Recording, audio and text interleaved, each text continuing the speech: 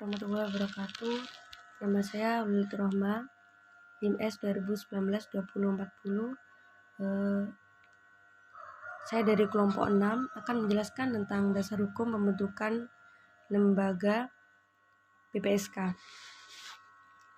Yang pertama, dasar hukum pembentukan Badan Penyelesaian Sengketa Konsumen adalah Undang-Undang Nomor 8 Tahun 1999. Pasal 49 ayat 1 UUPK, Pasal 2 Kemenperindang Nomor 350-MPP-KIP-12-2001. Dan yang kedua, pengertian dari Lembaga Badan Penyelesaian Sengketa Konsumen atau BPSK adalah merupakan suatu badan lembaga independen, badan publik yang mempunyai tugas dan wewenang antara lain melaksanakan penanganan dan penyelesaian sengketa konsumen secara konsiliasi, mediasi, dan arbitrase, memberikan konsultasi perlindungan konsumen, melakukan pengawasan terhadap pencantuman klausula baku, melaporkan kepada penyidik umum, menerima pengaduan baik tertulis maupun tidak tertulis, memanggil pelaku usaha yang diduga telah melakukan pelanggaran, memanggil dan menghadirkan saksi serta menjatuhkan sanksi administratif terhadap pelaku usaha yang melanggar. Berdasarkan pasal 1 angka 11 UPK, BPSK adalah badan yang bertugas menangani dan menyelesaikan sengketa antara pelaku usaha dan konsumen. Dan selanjutnya akan diteruskan oleh teman saya yang bernama Prendi. Saya Prendi Prayugi, NIM S 2019-2062. Di sini saya akan melanjutkan dari presentasi sebelumnya. Di sini saya akan menjelaskan terkait sengketa konsumen. Pengertian sengketa konsumen ini menurut Undang-Undang Perlindungan Konsumen adalah setiap orang pemakai barang dan jasa yang terjadi dalam masyarakat, baik bagi kepentingan diri sendiri, keluarga, dan orang lain maupun makhluk hidup lain, dan tidak untuk diperdagangkan. Menurut secara umumnya, sengketa konsumen adalah setiap perselisihan antara konsumen dengan penyedia produk konsumen, barang atau jasa konsumen yang dilazimkan disebut dengan pelaku usaha dalam hubungan hukum satu sama lain mengenai produk konsumen tertentu. Konsumen ini dapat menyangkut pemberian sesuatu, berbuat sesuatu atau tidak berbuat sesuatu sebagaimana ini diatur dalam Undang-Undang Pasal 1233 KUHP Perdata, atau dapat pula berbagai kombinasi dari prestasi tersebut. Objek sengketa konsumen dalam hal ini dibatasi hanya menyangkut produk konsumen yang barang atau jasa yang pada umumnya digunakan untuk keperluan rumah tangga yang tidak untuk tujuan komersial. Hal ini sangat penting mengingat pihak yang berkepentingan dalam era perdagangan bebas saat ini makin luas dan terbuka serta makin bervariasi, yaitu antara negara, asosiasi, produsen sejenis, antara kawasan ekonomi, bahkan antara pihak-pihak maupun pengaruh untuk produk tertentu dalam rangka memperebutkan pasar yang mana untuk mendapatkan penghasilan lebih tinggi. Undang-Undang Perlindungan Konsumen atau UUPK tidak memberikan batasan apakah yang dimaksud dengan sengketa konsumen.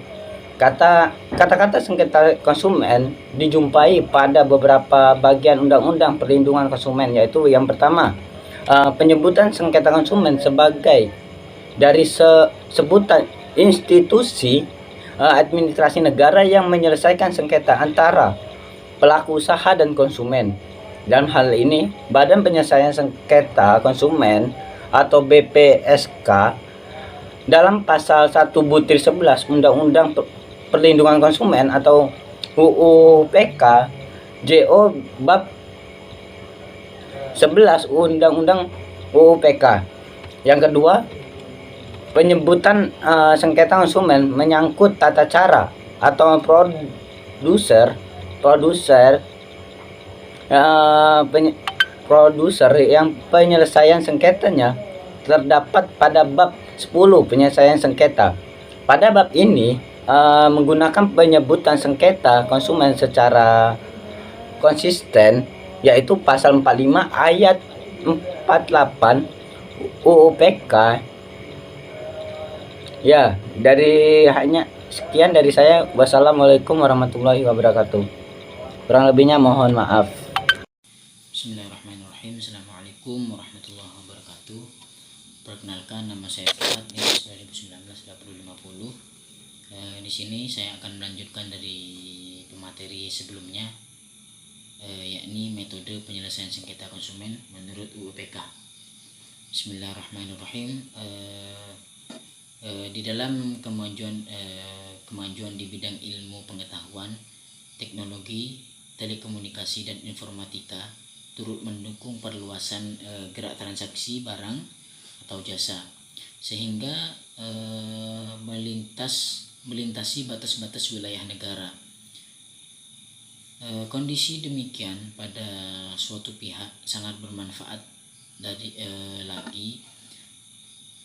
bagi kepentingan konsumen, karena kebutuhannya akan barang atau jasa yang diinginkan dapat terpenuhi, serta semakin terbuka lebar kebebasan untuk memilih aneka jenis barang atau jasa sesuai dengan kemampuannya.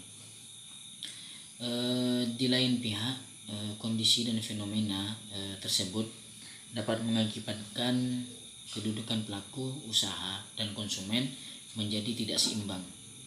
Kenapa? Karena konsumen dapat menjadi objek aktivitas bisnis dari pelaku usaha melalui iklan, promosi, cara penjualan serta penerapan perjanjian-perjanjian standar yang merugikan konsumen. Hal ini dapat disebabkan karena kurangnya pendidikan konsumen dan rendahnya kesadaran akan hak-hak dan kewajibannya. Di dalam Undang-Undang Nomor 8 Tahun 1999 tentang Perlindungan Konsumen atau UU PK yang mengatur tentang perlindungan terhadap konsumen menegaskan dalam pasal 1 ayat 1 bahwa perlindungan konsumen adalah segala upaya yang menjamin adanya kepastian hukum untuk memberikan perlindungan kepada konsumen. Dengan kata lain, secara tegas telah memberikan jaminan perlindungan terhadap konsumen jika konsumen dirugikan oleh pelaku usaha. Penyelesaian sengketa yang terjadi antara konsumen dan pelaku usaha dapat diselesaikan melalui jalur litigasi atau melalui pengadilan, dan jalur non litigasi tidak melalui pengadilan. Penyelesaian melalui litigasi ini dianggap kurang efisien dan tidak dianggap kurang efisien waktu, biaya maupun tenaga, sehingga penyelesaian melalui litigasi ini dianggap kurang. Jadi banyak dari masyarakat mengambil jalur penyelesaiannya non litigasi, yakni di luar pengadilan. Meskipun demikian, pengadilan ini juga tetap akan menjadi muara terakhir bila di dalam jalur non litigasi ini tidak menemukan kesepakatan. Sebagai lembaga konsumen, penyelesaian konsumen atau BPSK, dalam kewenangannya dapat menempuhnya dengan cara mediasi, konsiliasi dan arbitrase di bidang Undang-Undang Perlindungan Konsumen tidak mendefinisikan apa itu mediasi, konsiliasi dan arbitrase di dalam bidang perlindungan konsumen. Hal ini kemudian dijelaskan lebih jauh dalam keputusan Menperindak nomor 350 tahun 2001 tentang tugas dan wewenang. Saya ulangi, hal ini kemudian dijelaskan lebih jauh dalam keputusan Menperindik nomor 350 tahun 2001 tentang tugas dan wewenang BPSK.